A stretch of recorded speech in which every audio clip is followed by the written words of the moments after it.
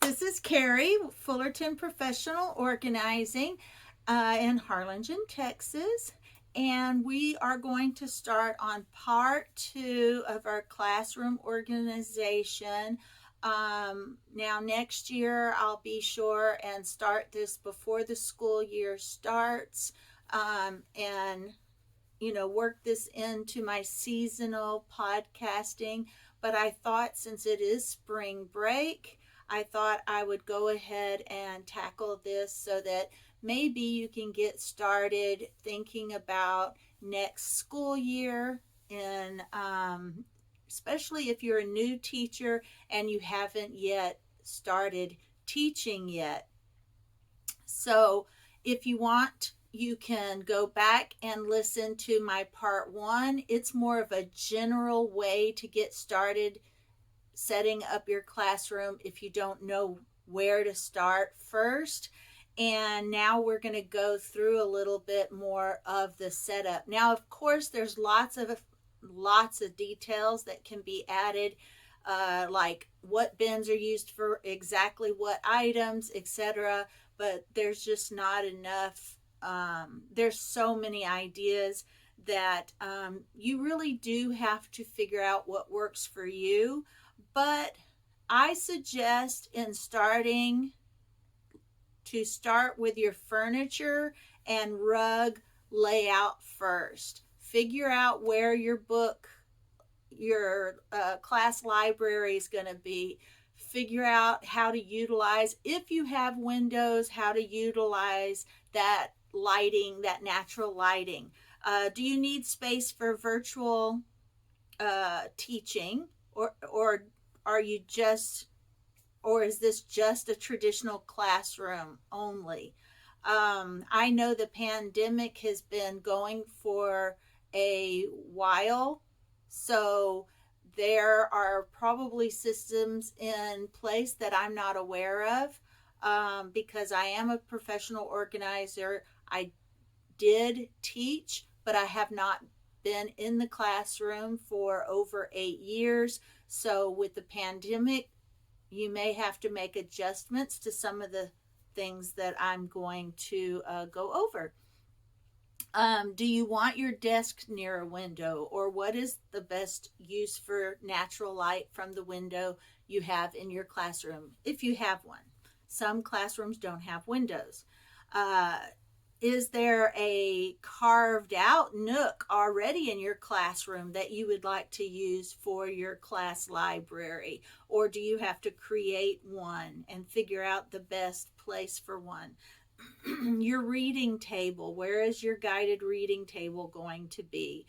Student desks or tables, do they need to be 6 foot apart? Or is there other things, plexiglass? Is there other adjustments that you have to make? Now, do not buy everything for your classroom before you have seen it. And do not buy everything before you've seen the room and the space that you're going to be working with. Take photos of your space so that when you are out and about, you can refer to those pictures to figure out the space, because you're not going to be able to memorize everything in your classroom. You do want to measure the depths of your shelves so you'll know if the bins that you want to purchase are the right size and are going to fit. Then there are other things to keep in mind when planning your room. Find out if your school gives you a budget to spend on your classroom so that you can spend that on the more expensive, most needed items, and then you can supplement with your income if there's anything else that you really think you need. But make an Amazon wish list so friends and family can donate. Or also, when school starts, when parents want to donate, they have a wish list that they can go to for that. People do want to help teachers. So that wish list is a good resource. Now, if you do buy anything before you've seen the classroom, here are some things to think about. Um, Now, I know here in our area, they're in the Walmart and in the office supply stores, they have lists depending on what school you go to, what district you go to. Look at the supply lists, and that will give you an idea of some of the items that you're going to have to find storage for in your classroom. Or if that teacher still works at that school that used to have your classroom, you may be able to contact that teacher by email or in person. If they give you that information, you may be able to talk to them about what organizational bins fit in what cabinets and shelves, and that may be a little bit of a shortcut for you if you have that option. Now, let's see here if you buy anything. Now, also, if you are just so excited you can't help yourself and you want to buy organizational stuff before you've even seen your classroom, make sure you buy it at a store that has a great return policy so that you can return the items that you figured that you don't need and don't fit in your classroom. That will also save you some money. But also, there are things that you can buy that you know for sure 100% you're going to need. You're going to need binders, at least 4 binders. It just depends on how many things you're going to wind up putting in binders. I liked putting everything in binders that I could. Everything that is paper, I put in binders so that I could flip through it and it was at my fingertips. You might want to, at garage sales or thrift stores, want to buy some picture books. Now, also, that depends on the age group you're going to be teaching. You might want to have books from the range of K through 4 so that no matter what elementary, if you're teaching elementary, no matter what age group you get moved to, if you get moved to, you have some of every age. For little ones, I always bought board books for little ones because they're not as easy to tear up. They're sturdy. That's just my thing. I taught 3, 4, and 5-year olds, so board books were great for that. And then the books that I bought that I actually read to the students that were paper, I kept in my curriculum because I did not want those torn up. But of course, there are going to be books that you're going to also want to add to your library, your class library, for them to go through at any time. Um, let's see, and notebooks for taking notes, brain dumping, making to-do lists. You definitely will need that. So that is, you may need those dry erase clear pockets. Anything that you can buy at the Dollar Tree for your classroom is great, because at least if you find that you don't need it, you can donate it to another teacher, and it was very inexpensive. It was not a big loss if you don't use it. Now, most teachers do use the 3-tiered rolling carts, so that's always a good option to have. Timer, bell, something that you can use that's fun for the kids to know when it's time to do this, when time is up. Now, for the top of your desk, I have found very helpful these toolboxes with the little clear drawers. Those can be used for your markers, your paper clips, your thumbtacks, all those little things, erasers, those little, I used to use rubber stamps to, rubber stamps things on their paper, or as little rewards instead of stickers, because stickers always seem to come off easily. I thought sometimes it's just as easy to just put a rubber stamp on their hand, and then when they got home, uh, well, I actually usually put it on their wrist because they didn't want it to wash off when they wash their hands. But at home, when they do wash up or take a shower, they can just wash it off. Those were always helpful. Now, what I like to use, and I don't know if I can show you these or not. Yes, I can. Okay, these are an alternative.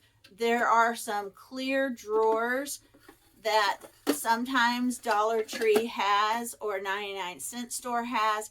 They're those clear makeup drawers, the bigger ones for markers and chalk. And then they have these little ones, and I'm going to see if I can pull this out. Okay, I can pull this out.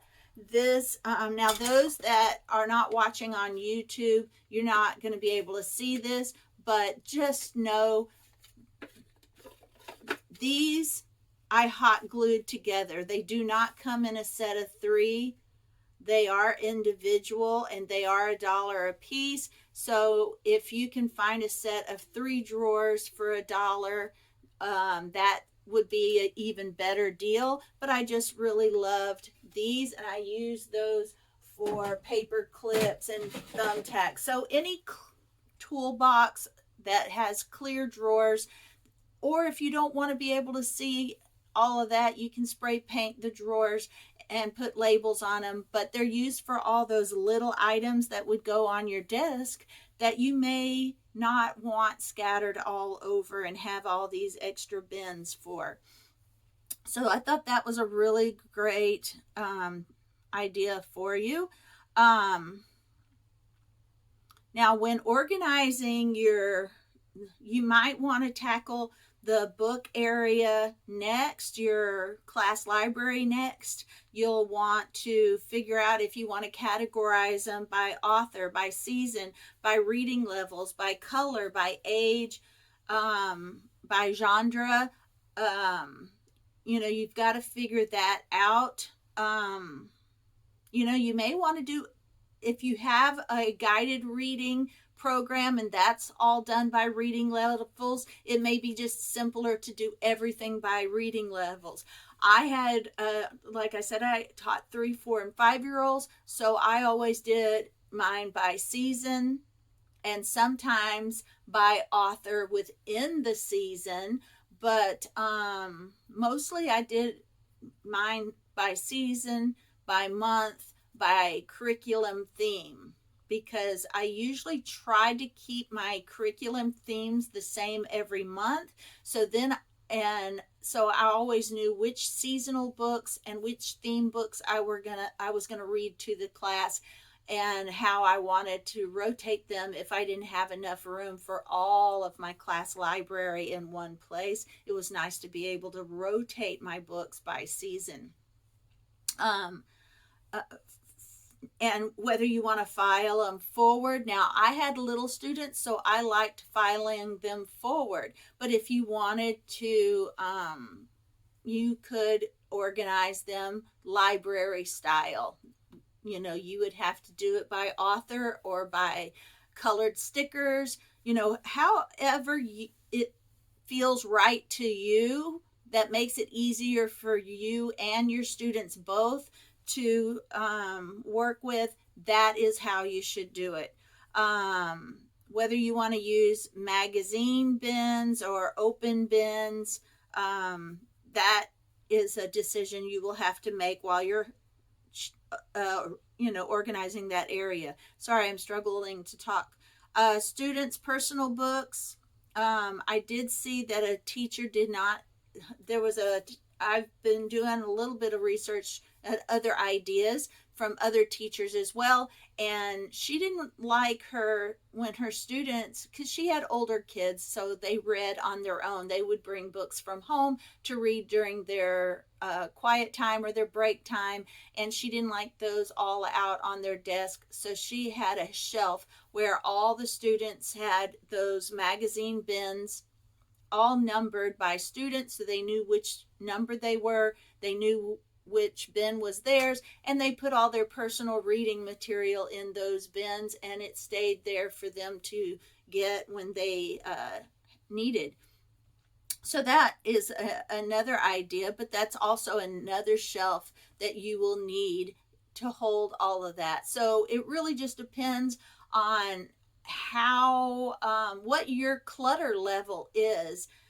Some teachers are very, very, very detail organized. Every single detail is organized, and then others are a little freer in their organization. And visual clutter does not bother them as much. They're more organizing for function than visual. I like to kind of combine both because I want the class to flow super, super easy. I want it easy to clean up, but all of my teacher resources, I definitely want out of sight. I want to know exactly where they are, but I don't want to see shelves and shelves and shelves, open shelves and shelves of stuff. I'd like doors or bins that are not see-through. Now for arts and craft supplies, I like all clear see-through bins because I want to be able to know where all of my craft supplies and arts and crafts and all of that are. So there are things that are visual, and then there are things that are not visual. But everything you're going to take, now this may seem really, really overwhelming to you, but so you may do this a little differently. But if this is the first time you've ever taught, then this is crucial. If you've taught before, you will not have to be this extreme. But if you have never taught in the classroom before, you are going to need to categorize everything before you start organizing. You're going to have it would probably be a good idea if you have any tables or any floor space to break things down into categories. You may have student supply category, you may have a manipulative category, teacher personal items and teacher supply category, guided reading, anchor chart stuff, curriculum items, manipulative items, recess games, clipboards, whiteboards. I'm just going to quickly go through the list of all the things you might have in your classroom. Headphones, a hygiene station with your sanitation stuff, your Kleenex, your wipes, your water bottles, all of those things that are germ magnets or that clean germs and keeps your students healthy. Party supplies and snacks, your Chromebooks if you have to store Chromebooks in your classroom. If you have a binder for each student that goes with them from year to year, you'll have to have a place to store those. Morning meeting, calendar items, job charts and incentives, empty bins and baskets for when you start getting things from the categories into the organizational bins that you're working with, craft category, field trip category, and then an area where all the stuff you're getting rid of as you're going through your stuff. There might be stuff that you were donated to you that you don't want to use, or that you want to store for another year, or that you want to give to other teachers. Maybe you had some extra stuff that you didn't need in your classroom. Now, to organize your supplies. If you've already done all of this, so you know exactly what space and you've measured everything and you know what you're going to need, I suggest the very first place to go is Dollar Tree. That's going to be your least expensive place for bins and organizational items. Then Walmart. Walmart is going to be your next place to stay within a nice budget, even if you're buying shelves. I have shelves here in my craft room office that are, they were either $24.99 or 24.99 or 29.99. I believe they were only 24.99, and I have 4 of them, and those will work great in your classroom. And one day I'm going to go through this and show you how it will work in a classroom as well, because I have hinges on my 4 shelves so that I can close them up like a cabinet. And you may want to be able to do that in your classroom, especially when you close everything up for the summer. You may not want to have to move anything. Just close the cabinets up and everything's still there when you open it back up the next day. Of course, the 2 in the middle will have to be secured to the wall, in case things are secured in a way that for student safety. I'm not sure what the policies are on shelves like that in your classroom. So you're going to need open bins, cups, and again, the toolbox with the little drawers, clear shoe boxes with lids, binders, bookshelves, possibly drawers, the plastic drawers of all different shapes and sizes, and shoe organizers that are the hanging shoe organizers. Now you're going to have to next tackle your classroom flow and function. How do you want them to come into the classroom and distribute their homework papers? How do you want them to put things in their cubby? How do you want students to turn in papers? How do you want to distribute papers? All those little baskets and bins for paper class flow and function. Then after you've done all of that, you're really going to have to sit down, and this is another thing that's going to be somewhat lengthy, but it's going to help you this year and years and years and years to come, because you can keep tweaking it by age, by classroom, by grade level, by school. It can be tweaked, but at least you will have the one huge draft, and it could be 4 pages.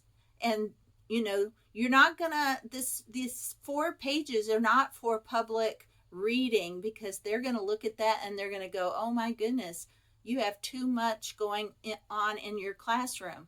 But it's not like that. You just need to know exactly how you want everything to flow, and eventually those details are going to be memorized, but they're just going to be helpful because at the beginning of every year you can look over it and read it again and figure out how you want your next class routines and procedures to go, and you won't have to start from scratch.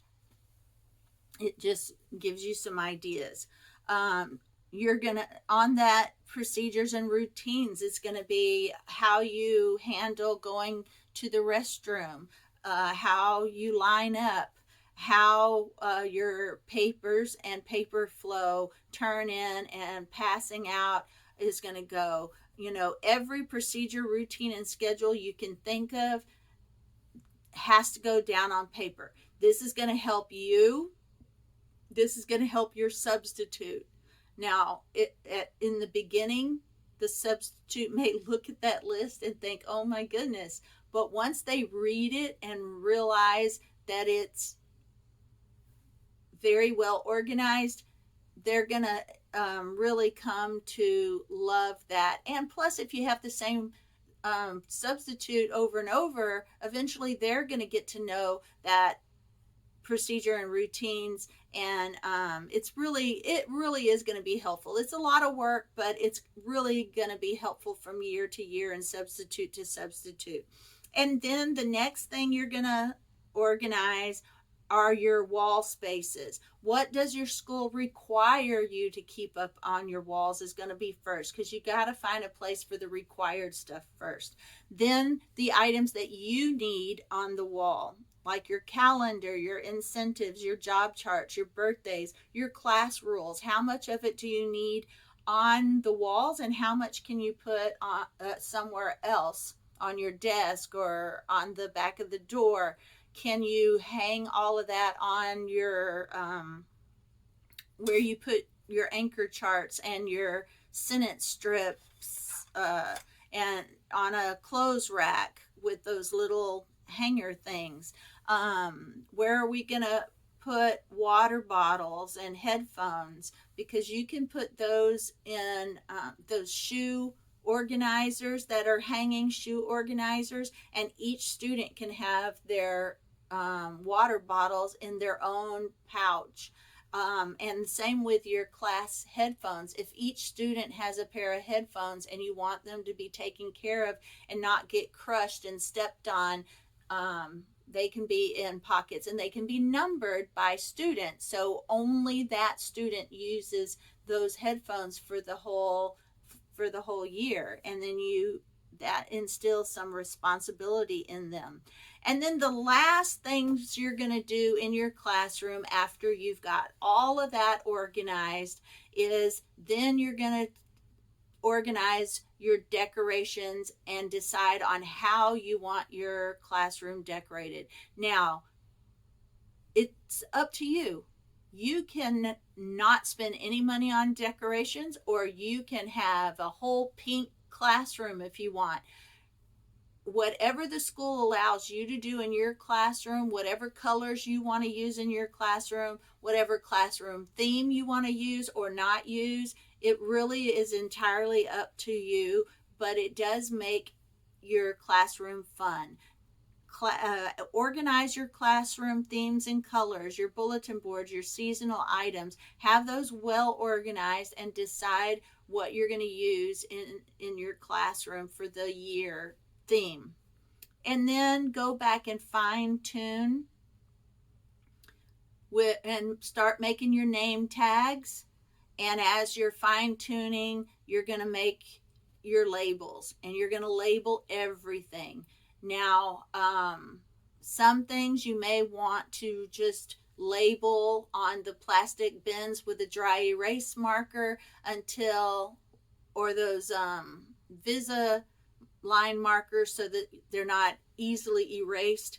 But label everything, even if it's a temporary label, so that as a couple of months go by, you're going to keep fine tuning things. The first month or two of school, you'll realize what works and what doesn't work.